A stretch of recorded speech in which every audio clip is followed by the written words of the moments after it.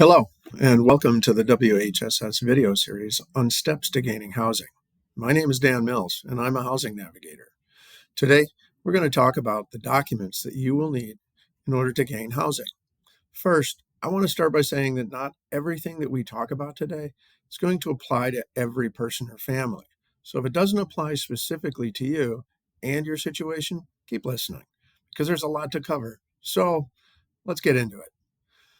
The first thing I always suggest to everyone that I get the opportunity to work with is to locate important documents for everyone that is going to be in the household.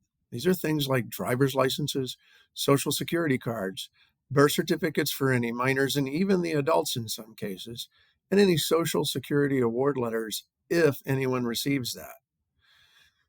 If there is anyone in the household that is not a U.S. citizen, you will also want to have extra copies of your immigration paperwork on hand, because in most cases, you'll need it. We also need to consider any other documents that are related to your specific situation. Some of these may include divorce or legal separation papers, child custody or placement agreements outlining any shared custody arrangements. And if you have children that are not currently in your home, then you may also want to have that permanency plan handy too. For all subsidized housing, and even some large management companies, you'll need to have income records, like paycheck stubs for the last few months, and in some cases, the last 2 years of your tax returns. If you receive income from legal settlements paid out over time, retirement accounts, lottery payments, annuities, tribal per cap payments, or other periodic payments, you want to make sure that you have those records available for use when completing applications for housing.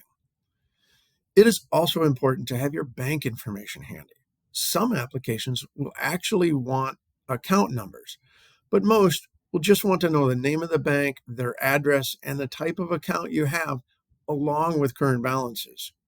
Don't forget about any financial accounts that you may have for your children. Just about every subsidized housing application requires a child asset disclosure form for each child, whether they have accounts or not. I know that seems like a lot to put together, but you really just need to make sure that you have all these available if and when you need them, because there is a good chance you will. And having these documents organized and available will save you a lot of stress later. In one of our previous videos, we discussed creating a rent portfolio. This is another really helpful document that's kind of like a resume of your rental history and more. When it comes to filling out online and even paper rental applications, you can save yourself a ton of time, stress, just by putting this together and then using it to answer all those questions that some applications ask. Think of it as your own personal answer key. I've watched a lot of people get really frustrated on online applications timed out, or they lost internet connection when they were filling it out, because they were looking for a piece of information as simple as a former landlord's address or phone number. So I encourage everyone to consider creating one. One of the things that you will absolutely need to make sure that you have is all of the contact information for your past landlords, like their names, addresses, phone numbers, and even email. You'll also want to have your previous addresses, along with how much your monthly rent was and the dates that you moved in and out, and even the reason why, since just about every landlord wants at least 3 to 5 years of rental history.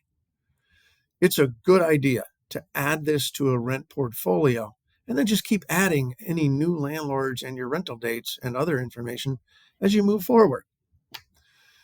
It's important to get this information right, because when a prospective landlord calls to do a reference check, you will lose a lot of credibility if you provide inaccurate information. And if there are gaps in your housing that you're worried about, consider writing a letter of explanation. Attach it to your application.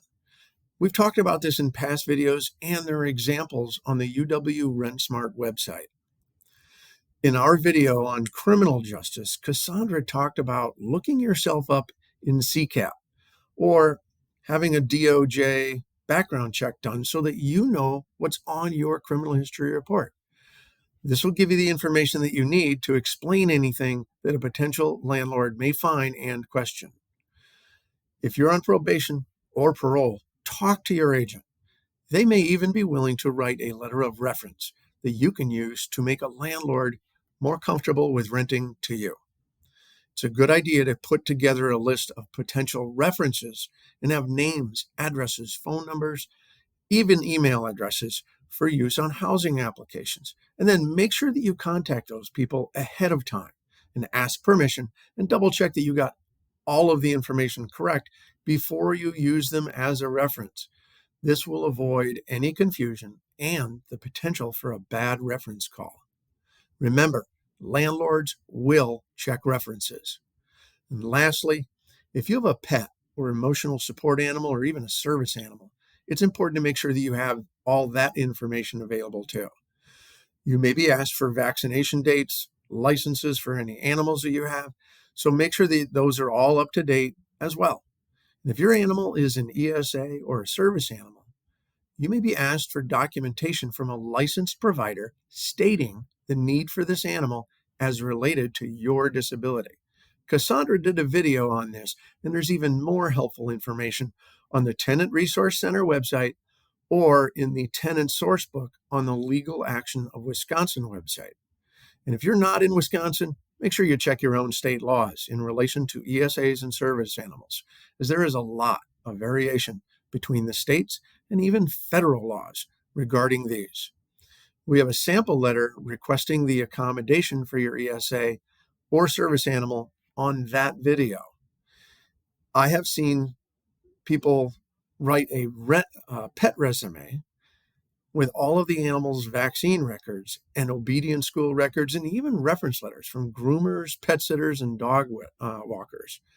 This kind of thing can help a landlord who has had some bad experience with tenants with pets in the past. So have fun with it. If you've got a picture of your pet that just melts everyone's heart when they see it, then add it. There's just something funny about a dog wearing a hat, if you ask me. By putting all this together and having it available, you will save yourself a ton of time and frustration. So do yourself a favor and get everything together so you have it when you need it. It also helps convince potential landlords that you are organized and easy to work with. Thanks for watching. See you on the next video.